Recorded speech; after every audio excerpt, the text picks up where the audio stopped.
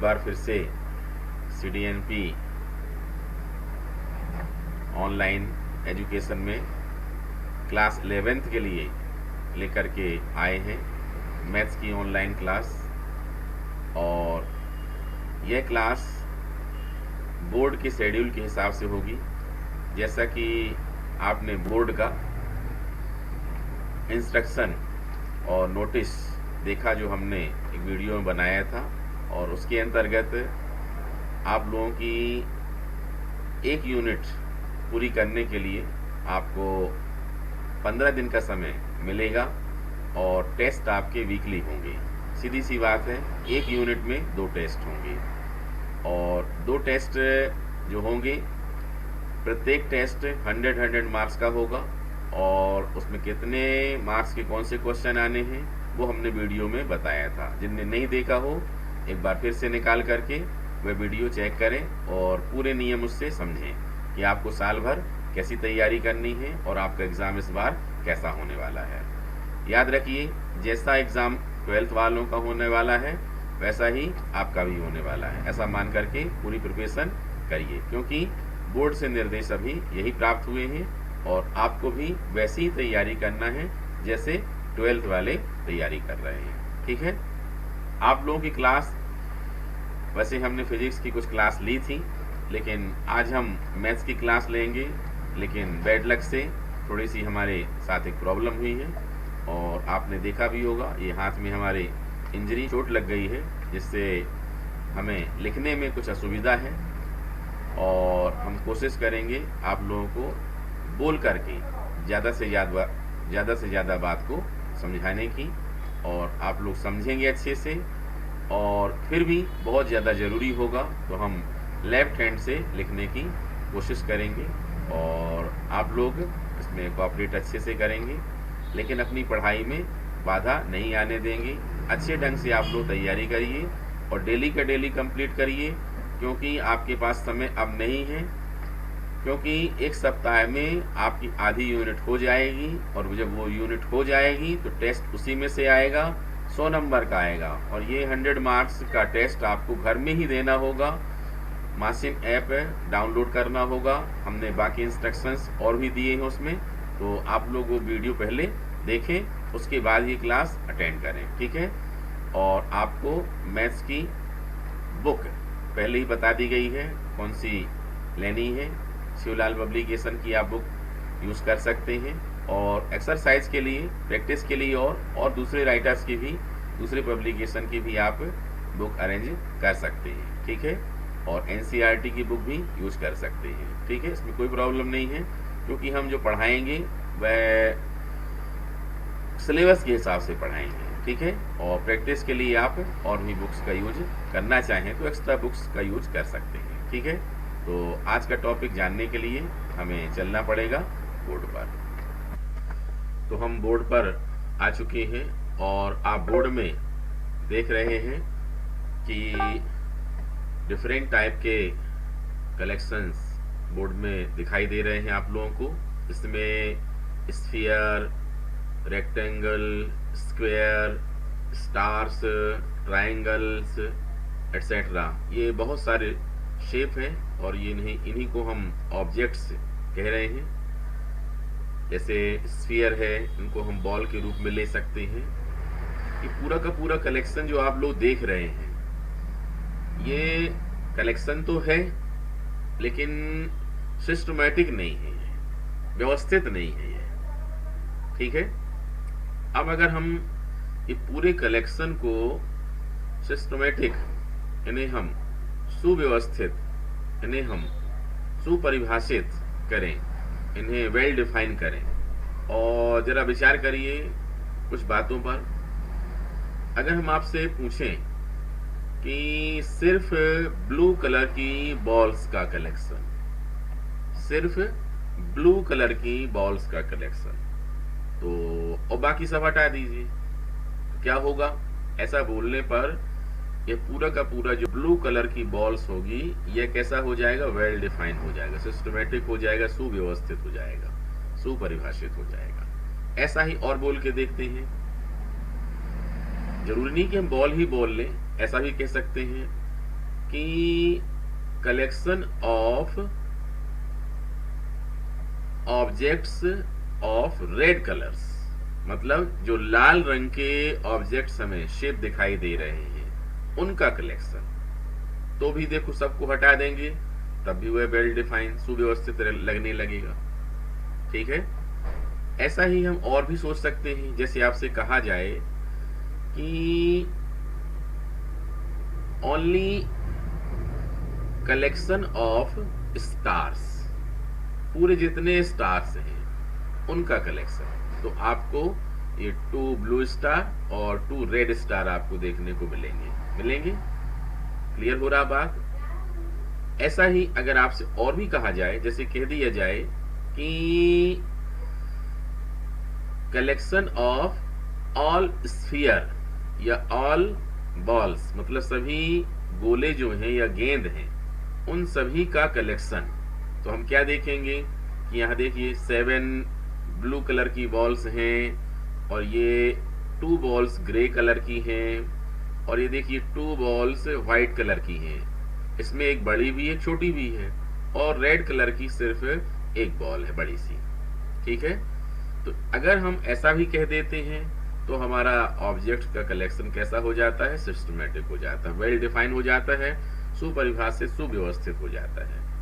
तो जब हम ऑब्जेक्ट्स का कलेक्शन ऐसा लें कि उसे हम क्या कर दें?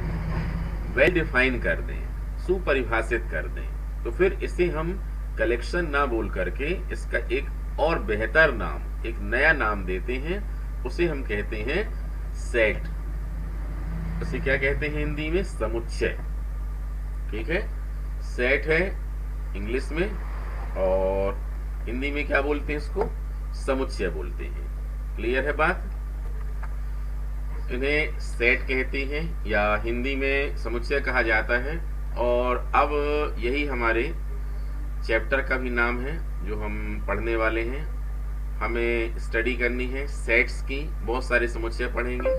ठीक है, और यहाँ पर हिंदी में समुच्चय को हम हिंदी में सेट को क्या बोलते हैं? समुच्चय बोलते हैं। और इसकी परिभाषा, इसकी डेफिनेशन अब आसानी से लिखी जा सकती है और हम डेफिनेशन बोलेंगे और आप लोग उसको नोट कर लेना। थोड़ा लिखने में प्रॉब्लम है, अगर हिंदी मीडियम वाले हैं तो लिख सकते हैं। किन्हीं भी वस्तुओं के सुपरिभाषित समूह को समुच्चय कहते हैं। ठीक है, अगर इंग्लिश में लिखना है तो लिखा जा सकता है कि the well defined collection of objects called sets. ठीक है, well defined collection of object. Set क्या है? Well defined collection of object. Hindi में वस्तुओं का सुपरिभाषित समूह है। ठीक है, और इसे व्यक्त करने के लिए हम अंग्रेजी के, इंग्लिश के कैपिटल लेटर नॉर्मली हम उनके अल्फाबेट का यूज करते हैं, जैसे ए। ठीक है, और जो समुच्चय लिखा जाता है उसमें जो भी वस्तुएं लिखी जाती हैं वे कहाँ लिखी जाती हैं? वे इस सेकेंड टाइप के ब्रैकेट में लिखी जाती है। ठीक है, तो जैसे अब यहां पर अगर हम बोलेंगे, क्या बोलेंगे? यहां पर हम बोलेंगे सभी नीले रंग की गेंदों का समुच्चय। सभी नीले रंग की गेंदों का समूह। तो क्या ये समुच्चय होगा कि नहीं होगा? तो हमने क्या बोला है? नीले रंग की गेंदें, मतलब क्या होगा? ये समुच्चय या सेट होगा। ठीक है, इनमें अगर हम नंबरिंग ही कर दें कि 1 2 3 4 5 6 7। ठीक है, अब यहां पर हम इनको हम क्या कर दें? इनको यहां पर लिख दें यहाँ पर ऐसा पूरी बॉल को हम B1 B2 ही बोल सकते थे, ऐसा करके 1 2 3 4 अप टू जितना है कहाँ तक लिखेंगे 7 तक। ठीक है, कहाँ तक लिखेंगे 7 तक लिखेंगे। ठीक है, तो ये क्या कहलाएगा, समुच्चय कहलाएगा। और भी आप सोच सकते हैं, जैसे देखो एग्जांपल और लेते हैं आप लोगों के सामने। हमने कहा कि कलेक्शन ऑफ स्टार्स, ठीक है, सितारों का समूह। तो अगर हमने कहा सितारों का समूह, तो देखिए वेल डिफाइन हो रहा कि नहीं हो रहा है, साफ साफ दिखाई दे रहे हैं 4 हमको। ये देख लो, सितारों का समूह, कलेक्शन ऑफ स्टार्स। ठीक है, और इनका भी हम नाम रख देते हैं कुछ ना कुछ, जैसे हमने कह दिया S1 और S2 S3, ठीक है, और ये S4। ठीक है, तो अब यहां पर हम एक नया समुच्चय, नया सेट लिखते हैं। कोई भी कैपिटल लेटर इंग्लिश का ले सकते हैं, जैसे हमने यहाँ S ले लिया, लेकिन लिखना किस में है, ये सर्पाकार कोष्टक में, ब्रैकेट में लिखना है। ये यहां पर कैसा लिखेंगे हम, ऐसा S1 फिर S2 फिर S3 कॉमा लगाते हुए और S4। समझ रहे हैं, ये जो S1 S2 S3 S4 या 1 2 3 4 5 6 7 लिखे जा रहे हैं, इन्हें हम समुच्चय के अवयव कहते हैं, इन्हें एलिमेंट्स ऑफ सेट कहते हैं। ठीक है, क्या कहते हैं, एलिमेंट्स ऑफ सेट, मतलब समुच्चय के अवयव हैं ये। ठीक है, समझ रहे हैं बात को। इसमें और भी एग्जांपल हम लेते हैं, जैसे आपसे कहा जाए कि इनमें से सबसे श्रेष्ठ 4 ऑब्जेक्ट का कलेक्शन या समुच्चय। अब इनमें सोचिए, इनमें 4 सबसे श्रेष्ठ, सबसे 4 अच्छे कौन से हैं? क्या यह समुच्चय है? आपको आगे सोचने में कहीं ना कहीं असुविधा बनेगी। क्यों बनेगी? आपके मन में क्वेश्चन मार्क्स बनता है, श्रेष्ठ 4 मतलब सबसे बेस्ट 4 कौन से हैं? इसका निर्धारण कौन करेगा? कोई नहीं कर सकता है। किसी को कोई 4 अच्छे लगे, किसी को कोई दूसरे 4 अच्छे लगेंगे। इसलिए ये वेल डिफाइंड नहीं हुआ। अगर आपसे कहा जाए कि ये 4 सबसे अच्छे ऑब्जेक्ट कौन से हैं, तो अपन क्या कहेंगे, पता नहीं कौन से अच्छे हैं, किसी को कोई दूसरा पसंद है, किसी को कोई दूसरा पसंद है। ठीक है, इसलिए यह क्वेश्चन आप क्या बोलेंगे, यह सेट का एग्जाम्पल नहीं है, यह समुच्चय का उदाहरण। कलेक्शन तो कहलाएगा, 4 कोई ना कोई बन सकते हैं, तो कलेक्शन तो होगा, समूह तो होगा, लेकिन ये समुच्चय या सेट नहीं हो सकता है। आप अपनी क्लास से भी कुछ एग्जाम्पल ले सकते हैं, जैसे कहा जाए आपकी क्लास में 4 सबसे होशियार विद्यार्थियों का समुच्चय।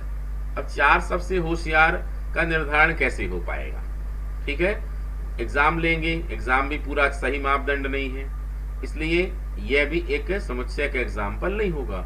जैसे कहा जाए आपकी क्लास में 4 सबसे ताकतवर विद्यार्थियों का समुच्चय, तो क्या बनेगा, पता नहीं 4 ताकतवर कौन से होंगे सबसे ज्यादा, ये वेल डिफाइन नहीं है, ये भी समुच्चय नहीं होगा। कलेक्शन तो होगा, समूह तो होगा, लेकिन समुच्चय नहीं होगा। तो उम्मीद है कि यहाँ पर सेट या समुच्चय का मतलब आप लोग समझ रहे होंगे।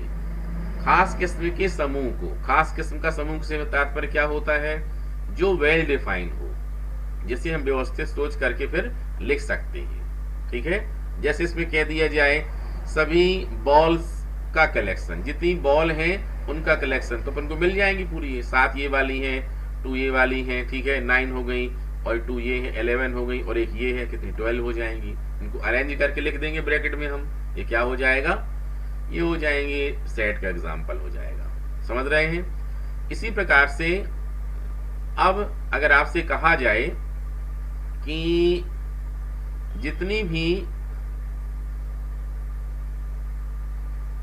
नेचुरल नंबर होती हैं, जितनी भी नेचुरल नंबर होती हैं उनका कलेक्शन, तो हम लिख के देखेंगे नेचुरल नंबर के लिए क्या, ये हमने लिखा n इज इक्वल टू, और ये ब्रैकेट में लिखना शुरू किया 1 2 3, ये सब क्या है बोलो, ये सब नेचुरल नंबर है।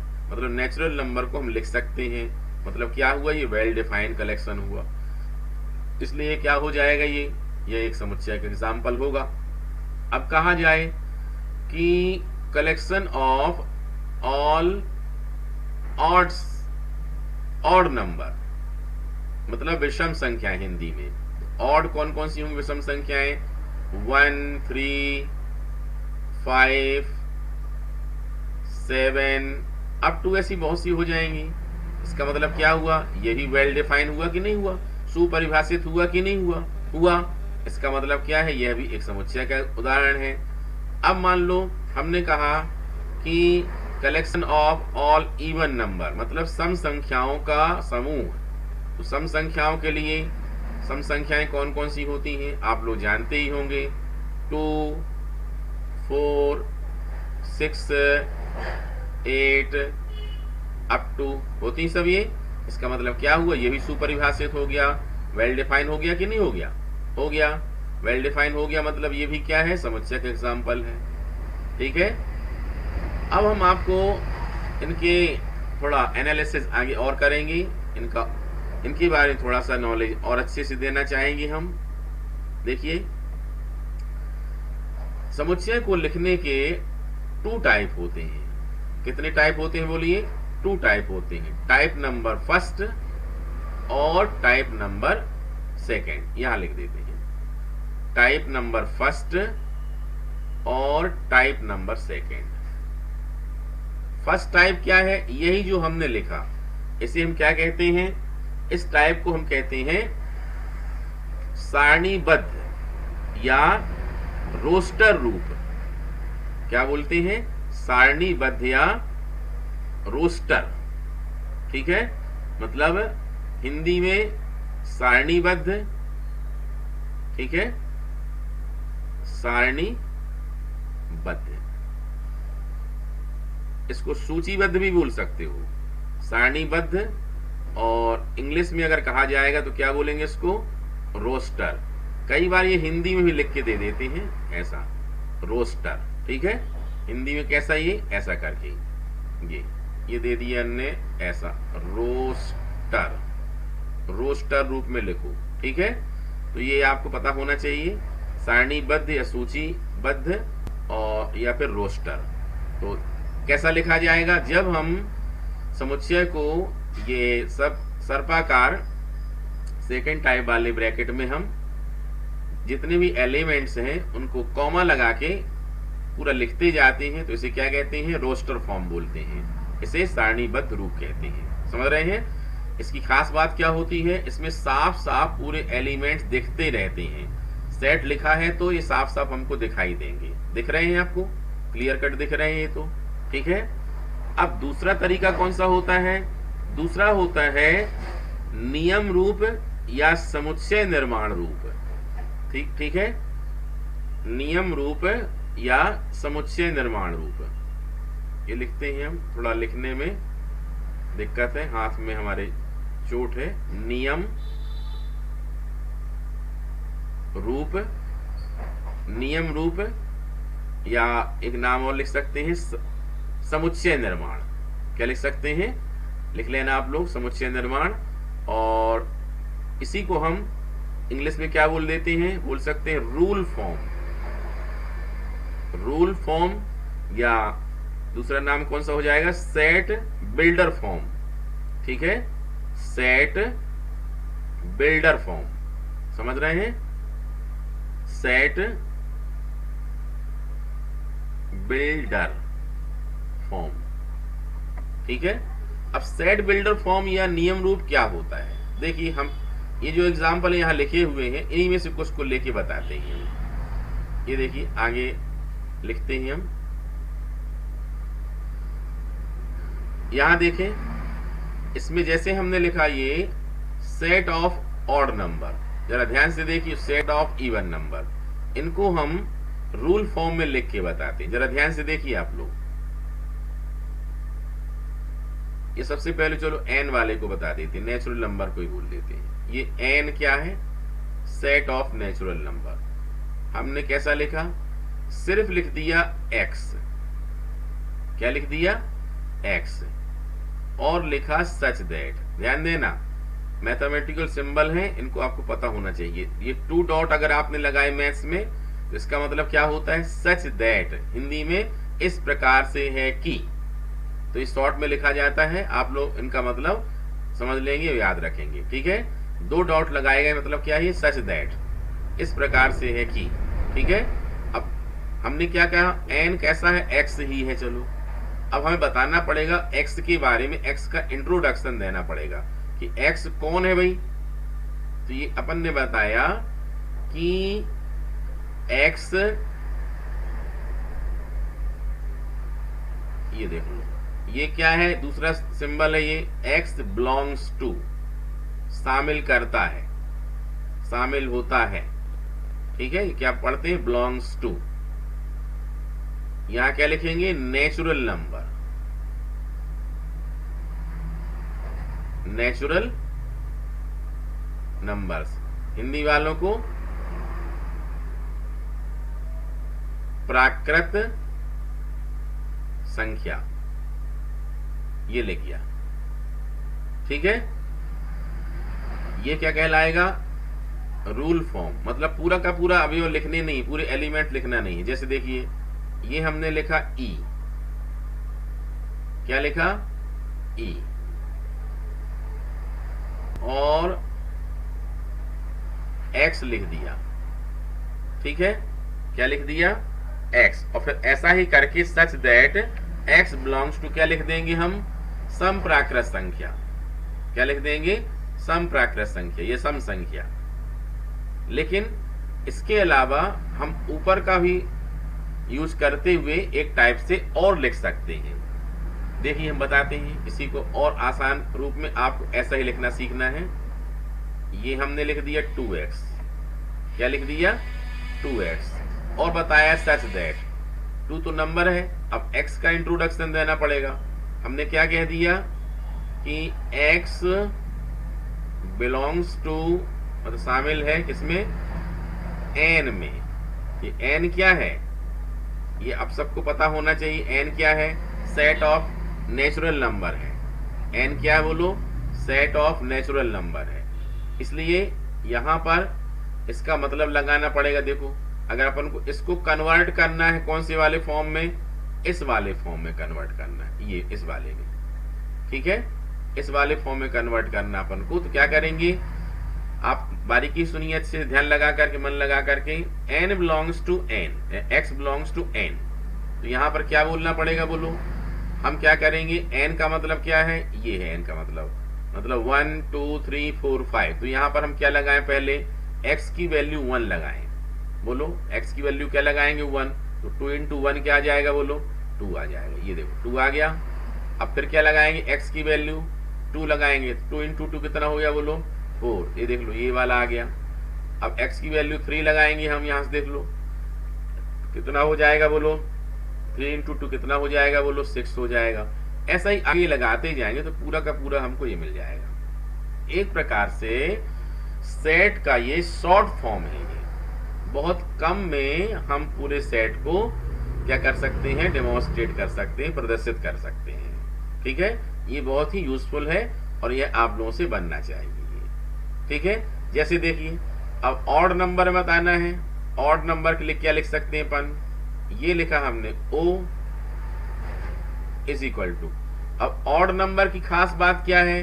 हम देखते हैं कि यह इवन नंबर से एक एक कम है या एक एक ज्यादा भी लिख सकते हैं। ठीक है, तो यहां पर हम क्या लिखना चाहेंगे? ये लगाया हमने ब्रैकेट और ये लिखा हमने 2x प्लस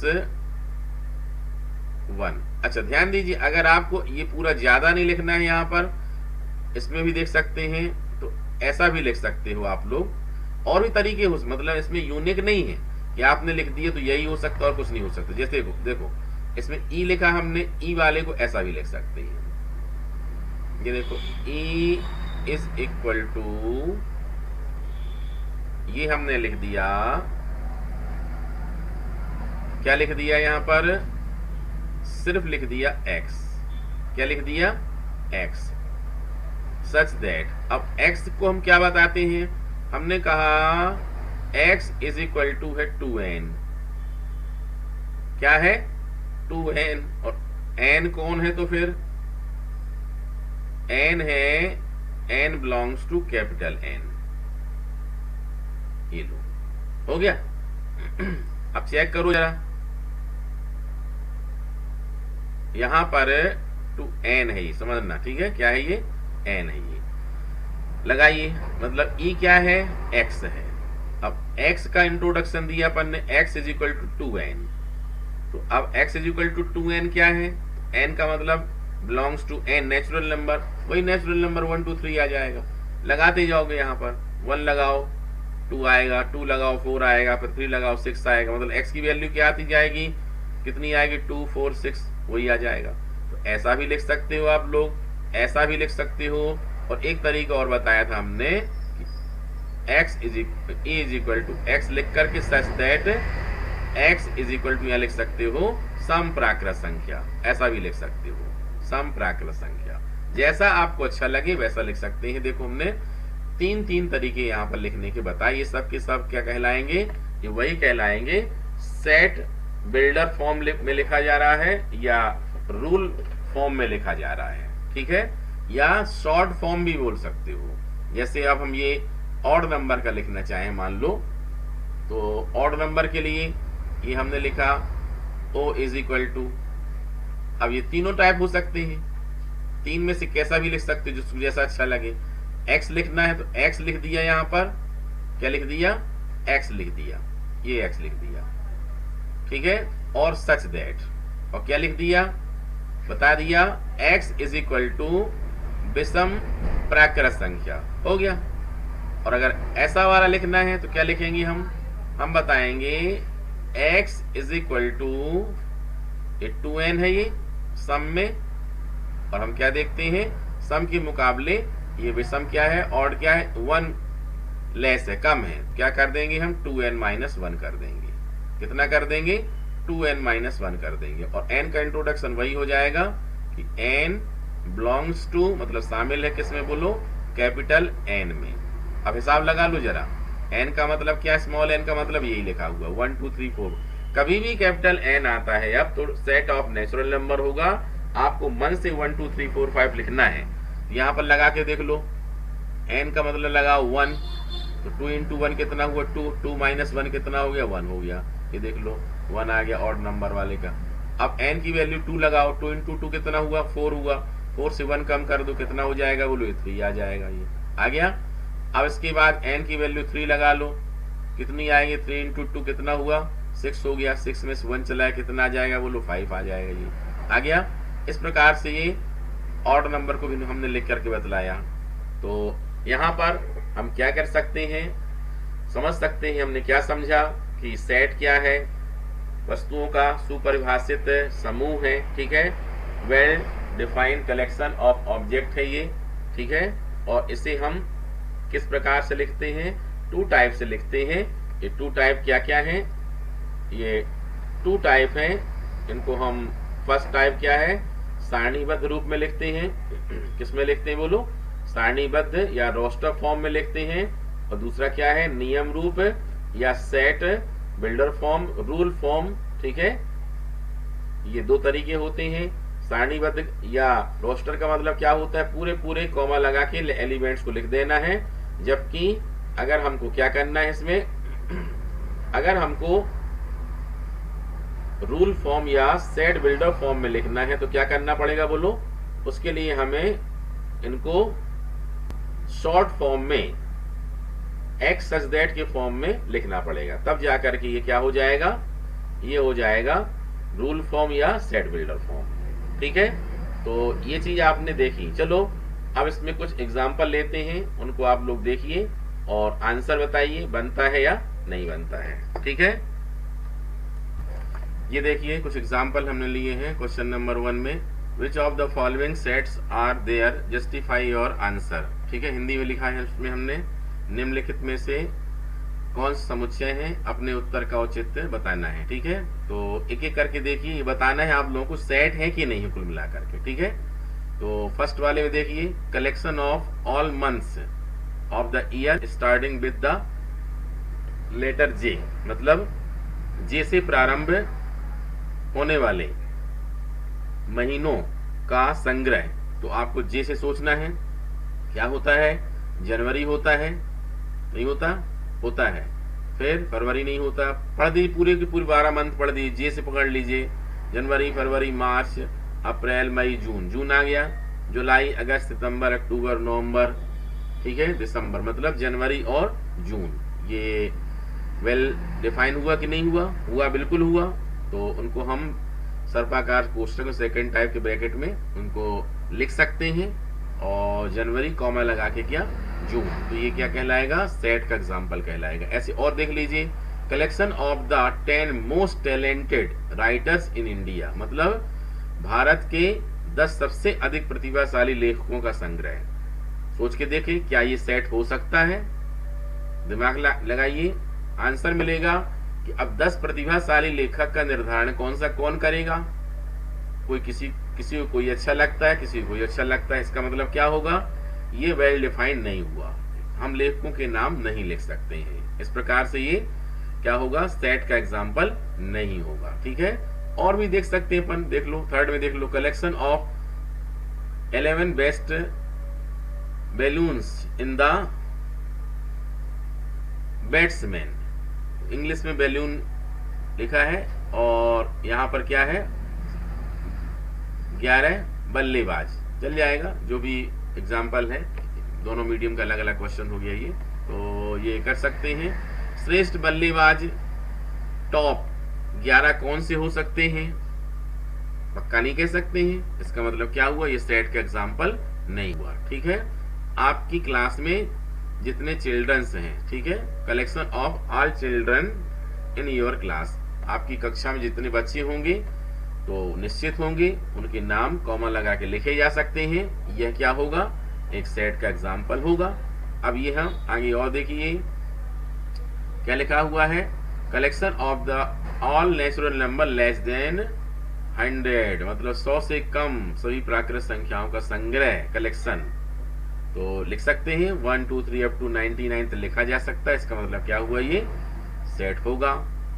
और देख सकते हैं, या collection of novels written by author Premchand, मतलब प्रेमचंद के द्वारा लिखे गए उपन्यासों का संग्रह बताना है। तो जितने भी प्रेमचंद ने लिखे होंगे वो डेफिनेट होंगे, निश्चित होंगे, फाइनाइट होंगे वो, ठीक है, और उनके नाम हम लगा के गोदान और इत्यादि जो भी इनके प्रेमचंद उपन्यास होंगे पूरे, वो सभी कॉमा लगा के लिखे जा सकते हैं, मतलब ये क्या होगा, सेट होगा। सभी संपूर्णांकों का संग्रह, ठीक है, collection of all even integer, तो अभी बताया था हमने 2 4 6 अप टू, ये सेट का एग्जाम्पल होगा। फिर collection of the most dangerous animal in the world, विश्व में सबसे अधिक खतरनाक जानवरों का संग्रह। तो खतरनाक कौन है, ये कोई नहीं कह सकता है, किसी को लगेगा क्रोकोडाइल है, कोई को लगेगा लायन है, ठीक है, या डायनासोर है, कोई भी हो सकते हैं, लेकिन ये सुनिश्चित रूप से नहीं कहा जा सकता, इसलिए यह सेट का एग्जाम्पल नहीं होगा।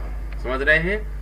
ऐसे ही और भी आपके बुक में एक्सरसाइज 1.1 में 1.1 या 1A में आप ये क्वेश्चन और भी देख सकते हैं और उनको आप कर सकते हैं। समझ रहे हैं।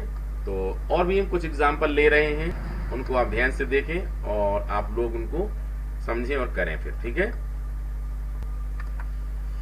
देखिए एक क्वेश्चन और ले रहे हैं। Suppose a is equal to 1 2 3 4 5 6, fill the appropriate symbol belongs to और डज नॉट बिलोंग्स टू। ठीक है, यहाँ पर क्लियर लिखा हुआ नहीं है, यहाँ क्या होना चाहिए, बिलोंग्स टू या डज नॉट बिलोंग्स टू बताना अपन को। मतलब ये बिलोंग्स टू होना चाहिए, ये हिंदी में लिख गया है, गलत लिख गया है यहाँ पर। यहाँ क्या होना चाहिए, ये डज नॉट बिलोंग्स टू। तो दो में से एक बताना है। ये देखिए, 5 इसमें है कि नहीं है, बोलिए है। अगर है तो आपको क्या करना है, यहाँ बिलोंग्स टू करना है।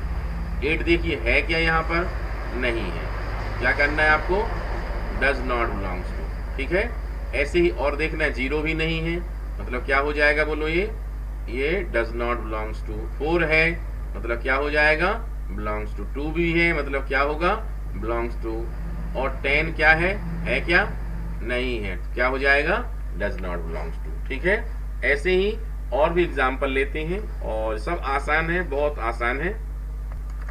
ये देखिए यहाँ पर एक क्वेश्चन और लेते हैं और इसमें देखिए ये है, write the following sets in roster form. इन्हें क्या करना है, रोस्टर फॉर्म में लिखना है। ठीक है, मतलब सारणीबद्ध रूप में, सूचीबद्ध रूप में लिखना है इनको। तो आप देख सकते हैं a is equal to x such that x is an integer and -3 से लेकर के कहां तक है, ये 7 तक। मतलब x एक पूर्णांक है और यह -3 और 7 के बीच में है। समझ रहे हैं? तो हम कैसा लिख पाएंगे इसको, ये लिखना पड़ेगा सिर्फ a इज इक्वल टू, अब क्या है बोलिए, इंटीजर। इंटीजर मतलब क्या होता है, पूर्णांक, पूरा पूरा। तो आपको नंबर सिस्टम पता ही होगा। ये देखिए ये होता है 0, फिर क्या होता है 1 2 3 4, इस तरफ क्या होता है -1 -2 -3 अप टू आता जाता है -4। समझ रहे हैं? यहाँ क्या लेना है, -3 से बड़ा हो, मतलब -3 के से बड़ा क्या होता है, -2। यहाँ क्या लिखेंगे अपन, -2, फिर क्या लिखेंगे बोलो, -1 लिखेंगे, फिर क्या लिखेंगे 0 लिखेंगे, और फिर क्या लिखेंगे 1 2 3 4 5 6, मतलब 7 के पहले तक। ये हो गया आपका किसमें, रोस्टर फॉर्म में। और भी देख सकते हैं बी क्या है, सेकंड वाला, x is natural number less than 6, मतलब क्या है, 6 से कम प्राकृत संख्या लिखनी है अपन को। तो 6 से कम प्राकृत संख्या क्या हो जाएगी बोलो, b इज इक्वल टू, प्राकृत संख्या क्या होती है 1 2 3 4 5 6 7 अप टू होता है 1 2 3 4 5। उसने क्या बोला है, लेस देन 6, मतलब 6 से छोटी होना चाहिए। मतलब कहां तक लिखेंगे अपन, 5 तक ही लिखेंगे। समझ रहे हैं? फिर इसके बाद देखिए क्या लिखा है, x is natural number of 2 digit whose sum of digits is 8, मतलब x क्या है, ऐसी 2 अंकों की प्राकृत संख्या है जिसके अंकों का योगफल कितना आना चाहिए, 8 आना चाहिए। कितना आना चाहिए बोलो, 8। तो कितना है ये, c इज इक्वल टू, तो क्या लिखेंगे अपन, c is equal to 8 total कब आएगा, ये देखिए 1 7 लिखो, 1 और 7 का टोटल कितना आता है 8, फिर लिखो 7 1, इसका भी कितना आता है बोलो 8 आता है। अब और देखिए 2 6, मतलब 26, 2 और 6 का टोटल कितना आता है 8 आता है। यहाँ 6 2, इसका भी 8 आएगा। फिर और सोचिए 35 में 3 और 5 का टोटल कितना आता है बोलिए 8 आता है। तो इसका उल्टा भी करते चलिए, 53 कितना आएगा बोलिए, टोटल 8 आएगा। फिर क्या हो सकता है 4 4 44 हो गया। ये लो, ये हो गया क्या, रोस्टर फॉर्म या सारणीबद्ध रूप है।